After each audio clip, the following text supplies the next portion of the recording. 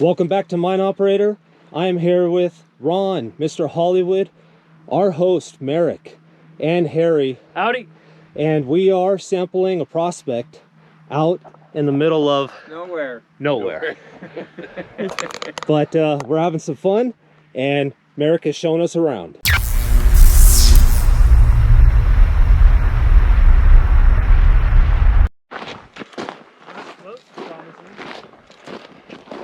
Whoa. This is really collapsed. So what was here, Merrick? This was my shaft. Goes down 12 feet. Wow, that's how much it slept in, huh? I blasted 2 rounds, 6-footers. Was 12 feet deep, you guys. Did you do this yourself? Uh-huh. Oh, wow. There's the vein right here. You can see it where it's broken up and crumbling. It goes 1/4 ounce to the ton. Oh yeah, I do see it. How wide? Just in the Looks like- center. It's only about 3-4 inches Yeah. in the center. It almost looks like rhyolite.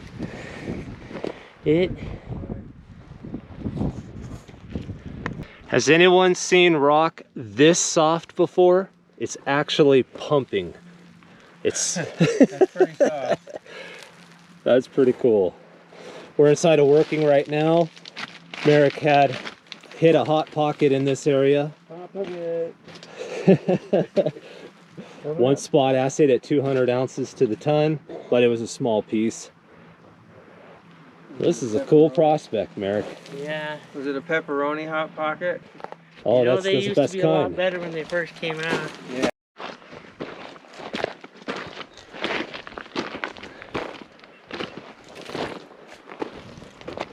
So this is the outcropping here of the ore. Its vein goes from here down to below there. And it's dipping to the east, you said, right? Mm-hmm. And like I say, there's gold in this, but it's not, you know, super great. Looks like what, 2 feet? It's about 2 feet wide there. Now, is it all fine gold, or do you have any specimens? It's super fine. Yeah. It's super fine. You can see it with a magnifier. Okay. If Any you theories pan on- enough of it, you can see it in the pan. Any theories on grade increasing going at depth, or is it more shallow? I don't know. I would guess this is pretty close to 3/4 of an ounce a ton right here. This is literally where it came up and stopped. Okay. It didn't push up any farther on the side and on this side. It just came right up here and just bloop, and whatever the forces was pushing it stopped right there. We got 53-degree dip with the clinometer. Yeah!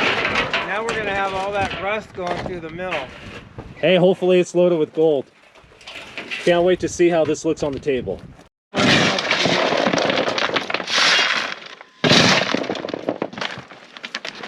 So while they're working, I'm just going to show you some of the stockpiled ore that this owner has and that they want to donate to us. So it's been here a while. Some of this has been crushed already, and it's very, very kind of him to donate some of this ore to us. Or we get to take it back to our mill site and we get to test it out. So we did a small pan and we're getting some small gold. The GoPro will not pick up the size of gold, but there's got to be over 50, 60 specks of gold in here. So looks like 1/4 ounce to the ton, huh? Yeah, that'd be about right. There's a couple of bigger ones in there. At least we're not having to. It's so hard to work when we keep coming across gold. Yeah. Well, there's a piece of amalgam in there. I don't know if you can see that with the camera. Trying. All right, that's our best shot with this GoPro. But we do have some microscopes with us we could set up, get a closer look. I got distracted. Stop looking at rock. Easy to get distracted by these rocks because they're filled with gold. We're dumping it onto a muck plate using a shovel, head preferably, and we're gonna load up real quick.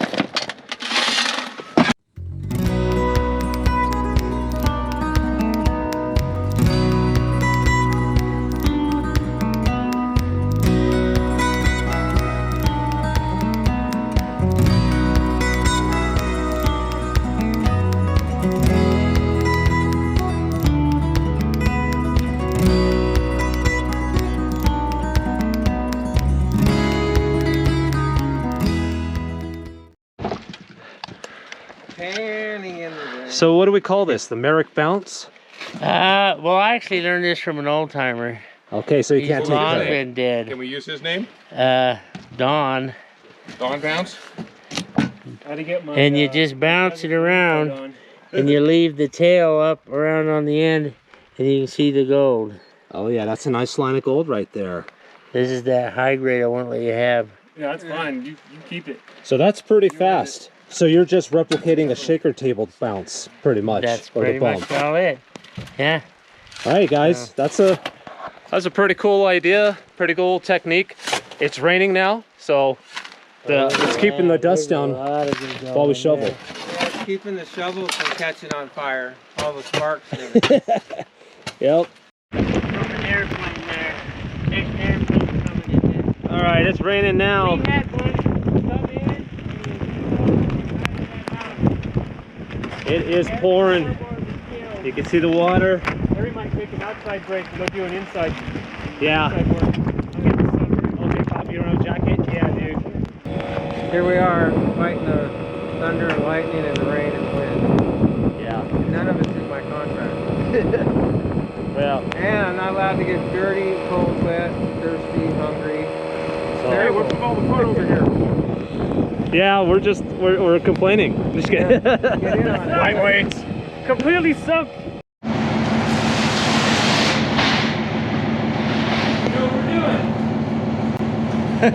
Throwing them around like sandbags. Nice.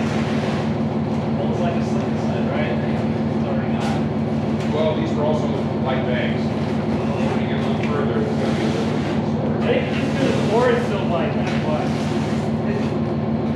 It really helps if they're wet and heavy. Yeah.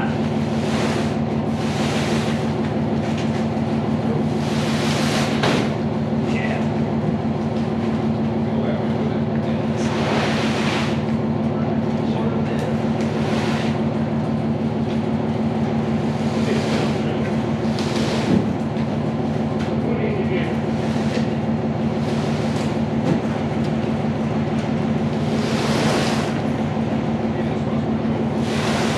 This for you and trying to go on top? Sure. I can take it.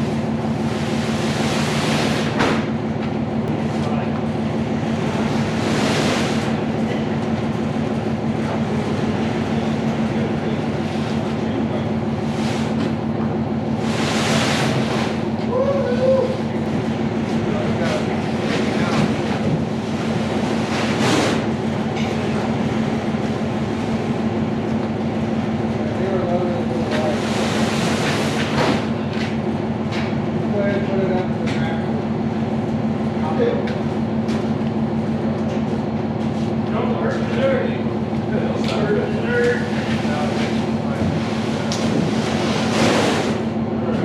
Now I'm too warm.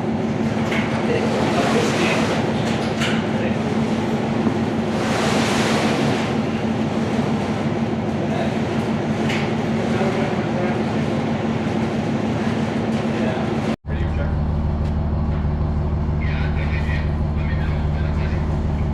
We're clear. We're ready.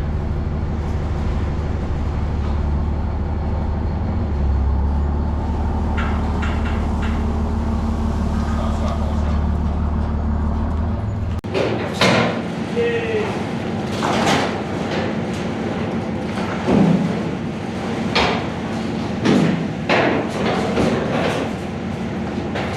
All clear? Go ahead and slow. You are clear to exit.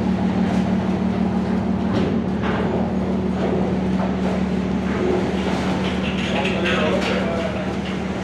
You're not Harry, but all clear. We've been in windy conditions, rainy conditions, Back at the mill site. We're having a discussion about sluice matting, Yes, and everybody's sorry. ideas are different. Sorry, we're having a discussion without you. Now you're invited. All right. So we've got turn it on questions. Yeah. This is the wonderful matting that This is Miracle Mat from Keene. Oh, awesome. I can't wait to try And that. after his visit last week, he saw our process and he made some suggestions. So we're going to implement his ideas, document the recovery, and then let Keene know that if his ideas were correct or not, or adjust from there. Or if they're wrong, we'll Here's let them know another that idea. too. This was another idea, is to put, we had a gentleman tell us to use carpet, and we had Keene tell us to make a mini sluice into our con so we can see the gold while we're running. I love that idea. We know if we're running good or bad oil that way. Another suggestion Keene made while he was here. Okay. Look at that blue, nice blue. Oh yeah, that's beautiful. I'll check it for gold when I slab it. So we have samples here to run. Yeah, I think we have about 3 tons. Okay. Yeah, that sounds about right. My That's- back says a little more than that. That was really nice of him. So I can't Yeah. wait to run a sample of this. He had crushed some already, so some of it's Yeah, almost already looks like crushed. dirt. Already crushed. Oh, we can't wait to see what's in it. You guys are gonna run a sample tomorrow? Yes, sir. Yeah, whatever's not wet, we'll run. We can run this back. Yeah. Sure. I could probably do like maybe 500 somewhere in there, but just to test, just kind of see where we're at. Yeah. Maybe take a representative, but these guys might be motivated and want to run all of it. So we'll see. All right, so this is material from the mine where we blasted with the Sierra blasters, and it is crushed down, really nice, and will fit through this 1/2-inch splitter. So I'm gonna split it down, and we're gonna send this sample off for chemical assay. Here we go. We're gonna do a sample splitter. Chad's learning how to do the split. Some people might pay to see Chad do the split. To my award-winning side. I'm showing it right now. Where'd you get this splitter at? Oh, I made this one. Nice. Made it from scratch. Yep, we use this for like 8 days solid. It takes a 1/2-inch feed, or minus 1/2 inch. 3/8 or 1/8 inch is even better. It works really good. We're loading up Merrick's ore, getting ready to do a crush in the Keene. The weight on Merrick's sweat, 467 pounds. We're gonna get this loaded through the Keene crush. We'll run that test, and then numerous comments just for fun. We put sluices on the end of number 1 and number 2. So while the table's running, we should see some gold in the ripples while the table's running. Don't care about the steepness, it's just an experiment. And then the top secret side, which none of you are allowed to see. The sluice, we've used some Keene matting in the sluice here. And we're gonna try that out. We changed the angle, made it a little steeper, shallower on the angle. So we made that shallower angle. See how this does gold recovery.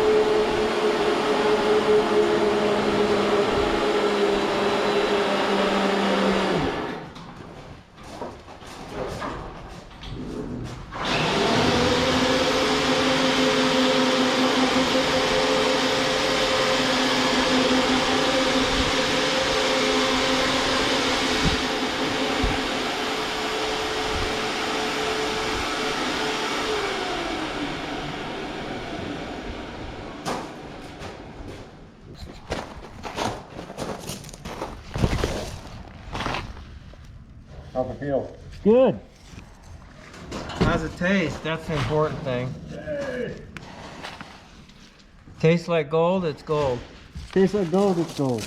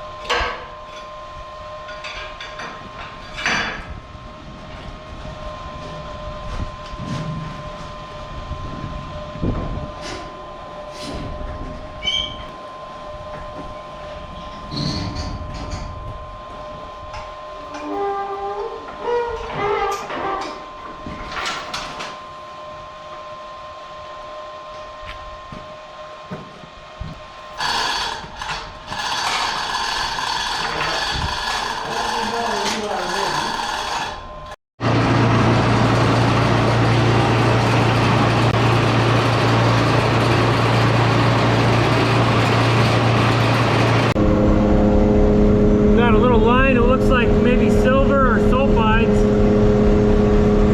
from Merrick Sweat. Looks like a little bit's getting past. We're running Merrick's ore, it looks like we got a line of either silver or sulfides. But it looks more silver than sulfide. And then for the Silver Springs, you can see we're still getting too many blondes in the number one. The line's only about that thick. But if you come down here, you get the finer material. It's too fine for this raceway. It's starting to build back up here and go into the number two.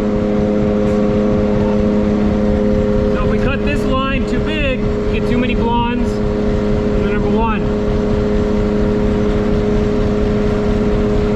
You see what happens if I take the material away from here? Watch the line recede.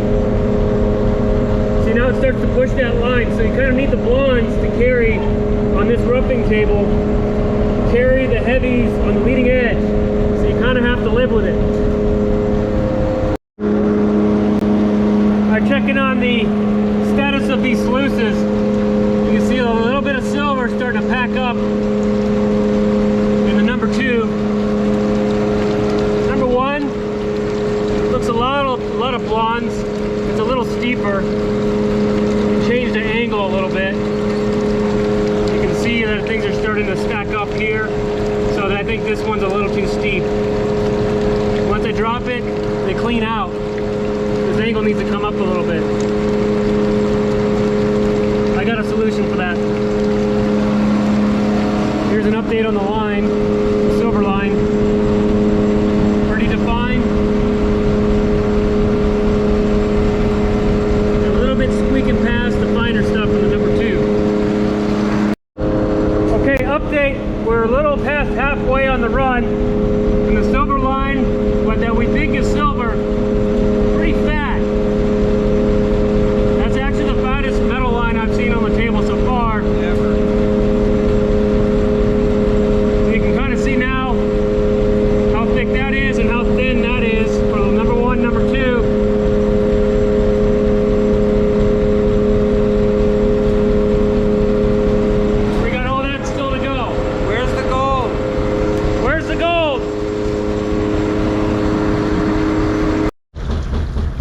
Update. Off camera, the concentrates from the number ones had lead in it, about 50% lead. So this silver stuff is not actually silver, although there is silver in there with it and some gold, but it's mostly lead. And some gold. And it makes it all the way down and off the table.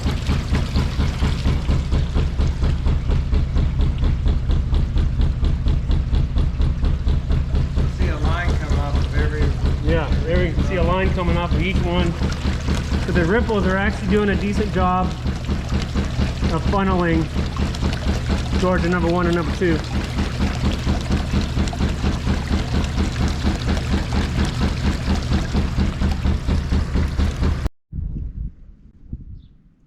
Here's the results of our 460 pound test.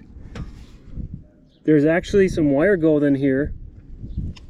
There's also some chunky gold in there, almost picker size.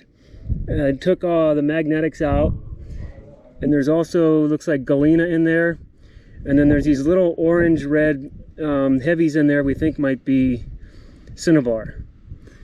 And I took the XRF and I scanned what we thought was silver at first, but it turns out to be somewhere between 45 and 60% lead, this silver looking stuff. So definitely some kind of a lead sulfide galena, and you can see the little, I don't know if you can pick up the little reds in there, that might be cinnabar. Additionally, this stuff smells like garlic. When I smell it, it smells like garlic. So that's something I haven't really experienced before. But it's stinky stuff, kind of nasty to pan, and that's what was monkeying with us on the table. So it's not bad. I'll get a weight on this. I'll melt this down into a little bead. I think I'll melt this in a furnace covered in borax because of the lead, and then we'll smelt this galena lead stuff and see what we get in our prill. And then once we get that prill, I'll put that in a cupel at a later time and figure out what kind of precious metals may be in there.